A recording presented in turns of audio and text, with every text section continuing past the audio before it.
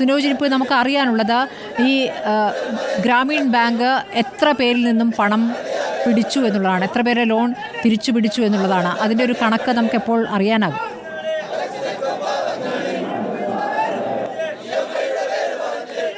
സ്മൃതി, നിങ്ങൾക്ക് എന്തെങ്കിലും കണക്കുണ്ടോ? എത്ര ദുരന്ത ബാധിതരുടെ ലോൺ ഇവർ പിടിച്ചെന്ന വല്ല കണക്കുണ്ടോ?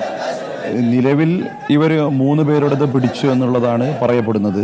അതോടൊപ്പം തന്നെ കൂട്ടിച്ചേർത്ത് പറയാനുള്ളത് ജില്ലാ ഭരണകൂടത്തിൻ്റെയും DDMA വീഴ്ച കൂടി ഇതിനോടകം ചേർത്ത് പറയേണ്ടതുണ്ട്. കാരണം 8-ാം തീയതി ബാങ്കേഴ്സ് തല സമിതിയുടെ ജില്ലാതല യോഗം 8-ാം തീയതി ജില്ലാ കലക്ടർ കൂടെ പങ്കെടുത്തു. RBIയുടെ പ്രതിനിധി ഉൾപ്പെടെയുള്ളവർ പങ്കെടുത്ത ഒരു യോഗം ഇവിടെ വെച്ച് നടന്നിട്ടുണ്ട്. അന്ന് വളരെ കൃത്യമായി ജില്ലാ ഭരണകൂടത്തിന് നിർദ്ദേശം നൽകി ഇറക്കേണ്ട ഒരു ഉത്തരവ് ഇന്നലെ ഇത് വിവാദമായതിനും ശേഷം മാത്രമാണ് ജില്ലാ ഭരണകൂടവും DDMA ചെയർപേഴ്സണായിട്ടുള്ള ജില്ലാ കലക്ടർ ഉത്തരവിറക്കിയിട്ടുള്ളത്. അപ്പോൾ ബാങ്കിനോടൊപ്പം തന്നെ ജില്ലാ ഭരണകൂടത്തിന്റെ വീഴ്ച കൂടി ചർച്ച ചെയ്യപ്പെടേണ്ടതുണ്ട് എന്നുള്ളതാണ് യൂത്ത് ലീഗിന് അഭിപ്രായപ്പെടാനുള്ളത്. 8-ാം തീയതി നടന്ന ചർച്ചയിൽ EMI പിടിക്കരുതെന്ന് നിർദ്ദേശം മുന്നോട്ട് വെച്ചതല്ലേ?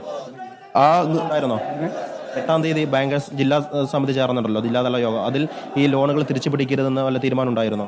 നേരത്തെ സർവകക്ഷി യോഗം മുഖ്യമന്ത്രിയുടെ ആഭിമുഖ്യത്തിൽ വിളിച്ചു ചേർത്തപ്പം മുഴുവൻ സർവകക്ഷി യോഗത്തിൽ പങ്കെടുത്തവരും പറഞ്ഞതാണ് ദുരിതബാധിതരുടെ ബാങ്ക് ലോണ് മുഴുവനും എഴുതിത്തള്ളണം, അത് അവർക്ക് ഭാവിയിൽ ദോഷകരമാകുന്ന രീതിയിൽ ഇല്ലാത്ത വിധം എഴുതിത്തള്ളണമെന്ന് ആവശ്യപ്പെട്ടതാണ്.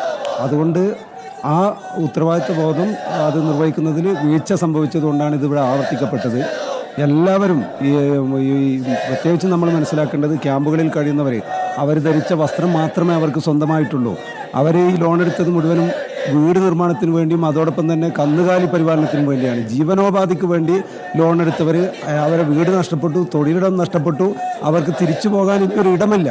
അവരോടാണ് ഈ ക്രൂരത കാണിച്ചത്. അതുകൊണ്ടാണ് ശക്തമായ പ്രതിഷേധം. ഇനി ഞങ്ങൾക്ക് ഗവൺമെൻറ്റിനോടും ഞങ്ങൾ ഇതിൻ്റെ പുനരധിവാസത്തിന് വേണ്ടി എല്ലാവിധ പിന്തുണയും നൽകിക്കൊണ്ട് രാവും പകലും അവിടെ സർക്കാരിന് പിന്തുണ നൽകിയും നിലയുറപ്പിച്ചവരാണ് യൂത്ത് ലീഗും മുസ്ലിം ലീഗും ഒക്കെ. അതുകൊണ്ട് തന്നെ ഈ ബാങ്ക് ലോണും കൂടെ അത് ഗവൺമെൻറ് വിചാരിച്ചാൽ നിഷ്പ്രയാസം സാധിക്കുന്ന ഒന്നാണ്. ഇന്ന് ഗവൺമെൻറ്റും അതിനിടപെട്ട് പ്രഖ്യാപനം നടത്തണം എന്നുള്ളത് കൂടെ ഞങ്ങളുടെ ഡിമാൻഡാണ്. ഗവൺമെന്റ് ആ പ്രഖ്യാപനം നടത്തിയിട്ടുണ്ട്. മുഖ്യമന്ത്രി ഇന്ന് സിനോജ് ഇവിടെ യൂത്ത് കോൺഗ്രസ് യൂത്ത് ലീഗ് നേതാക്കളോട് പറയാനുള്ളത്, അവിടെ ഡിവൈഎഫ്ഐയും ഉണ്ട്, അവരോട് പറയാനുള്ളത് ഇപ്പോൾ മുഖ്യമന്ത്രി ബാങ്കേഴ്സ് സമിതി യോഗം വിളിച്ചു. മുഖ്യമന്ത്രിയും ചീഫ് സെക്രട്ടറിയും ഓൺലൈനായ യോഗത്തിൽ പങ്കെടുത്തു. ഇവരുടെ ഈ ദുരന്തബാധിതരുടെ ലോൺ എഴുതി തള്ളണം എന്ന ആവശ്യമാണ് സർക്കാർ അവർക്ക് മുന്നിൽ വച്ചിരിക്കുന്നത്. ഇപ്പോൾ നേരത്തെ ഇദ്ദേഹം പറഞ്ഞത് പ്രകാരമാണെങ്കിൽ RBI പ്രതിനിധി പങ്കെടുത്ത യോഗം 8-ാം തീയതി തന്നെ നടന്നിട്ടുണ്ട്. ജില്ലാ ഭരണകൂടവും പങ്കെടുത്തതാണ്. അവിടെ അപ്പോൾ ഈ ലോൺ തിരിച്ചു പിടിക്കരുത് എന്ന നിർദ്ദേശം കൃത്യമായി നൽകിയതാണ്. അതിനുശേഷമാണ് ഈ നാഷണലൈസ്ഡ് ബാങ്കായ ഗ്രാമീൺ ബാങ്ക് ഇപ്പോൾ ദുരന്തബാധിതരോട് ക്രൂരത കാട്ടിയിരിക്കുന്നത്. 3 പേരുടെ ലോൺ തിരിച്ചു പിടിച്ചു എന്നുള്ള വിവരമാണല്ലോ ഇപ്പോൾ പുറത്തു വരുന്നത്. അതും സർക്കാർ നൽകിയ അടിയന്തര ധനസഹായമാണ് പിടിച്ചു വാങ്ങിയിരിക്കുന്നത്.